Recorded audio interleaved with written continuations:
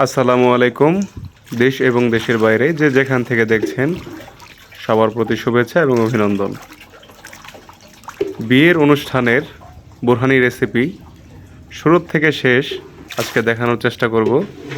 এদিকে দেখতে পাচ্ছেন সাদা সরিষা ব্লেন্ড করে নেওয়া হয়েছে। এখন এই সরিষাটাকেও চেলে নেওয়া হবে মার্কিন কাপড় দিয়ে। হাতের সাহায্যে চেলে নেওয়া হচ্ছে। সবার হাত ক্লিন করা, পরিষ্কার করা, অতএব এটা নিয়ে আপনাদের টেনশনের কোনো কারণ নাই। চেলে নেওয়া দইয়ের মধ্যে এখন একে একে প্রত্যেকটি মশলা দেওয়া হবে।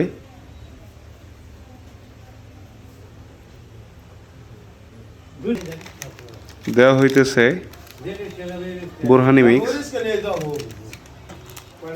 বোরহানি মিক্স দিয়ে বোরহানি করলে সুবিধা হয় সবার জন্যই। এইবার দেওয়া হচ্ছে গোটা ধনিয়া ভেজে গুঁড়ো করে নেওয়া। এবার যাবে জিরা, এটাও হালকা ভেজে গুঁড়ো করে নেওয়া হয়েছে।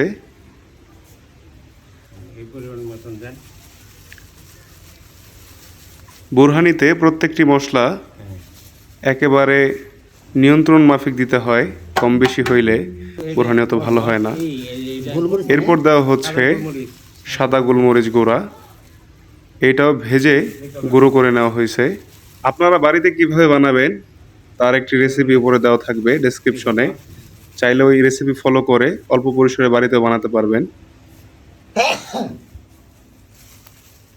প্রত্যেকটি মশলার পারফেক্ট মিশ্রণের মধ্য দিয়ে তৈরি হয় সুস্বাদু বোরহানি।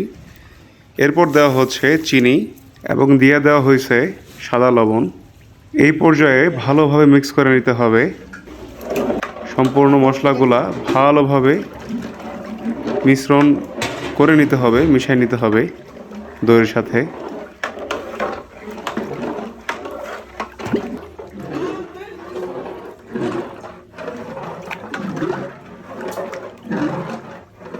এইবার যাবে বিট লবণ। বোরহানির সবচেয়ে গুরুত্বপূর্ণ একটা জিনিস বা উপাদান হচ্ছে বিট লবণ।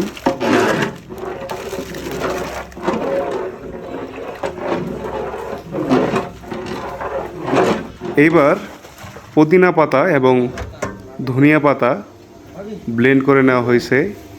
পুদিনা পাতা এবং ধনিয়া পাতার রস ভালোভাবে ছেঁকে নিয়ে মিশ্রণটা দিয়ে দেওয়া হইতেছে।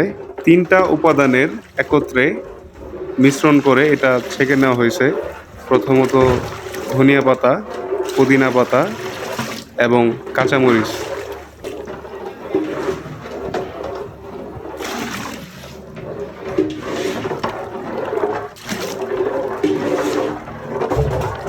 এখন ভালো মতো মিক্স করে নেওয়া হবে দোনো পাতিলে। বোরহানির জন্য পুদিনা পাতা এবং বিট লবণ সবচেয়ে গুরুত্বপূর্ণ উপাদান। এইভাবেই সম্পূর্ণ করা হয় বিয়ের প্রোগ্রামের বোরহানি। ভিডিওটি দেখার জন্য আপনাদের সবাইকে অসংখ্য ধন্যবাদ। ফি আমানিল্লাহ।